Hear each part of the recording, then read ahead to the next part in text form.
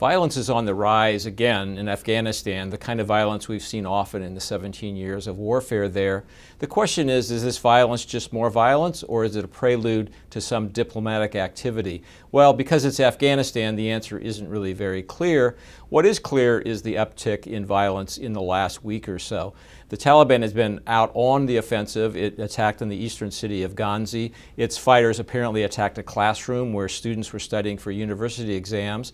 And when you put that kind of violence together with an attack that was staged apparently by Islamic State fighters, more than 300 people have died in Afghanistan in the last week or so.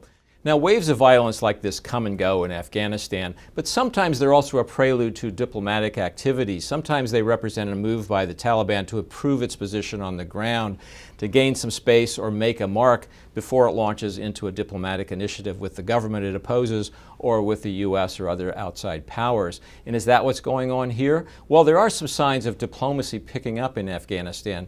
As the Journal was the first to report last month, a U.S. official met with the Taliban in Doha, and that may be a prelude to an American diplomatic initiative of some kind.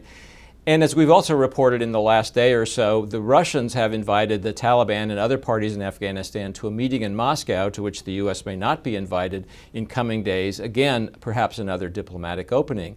So is the diplomacy related to the violence and vice versa? Well, it's hard to know for sure because Afghanistan is a place where random violence often appears to be exactly that, simply random violence. So one can hope, but the history of the last 17 years in Afghanistan doesn't give a lot of grounds for hope.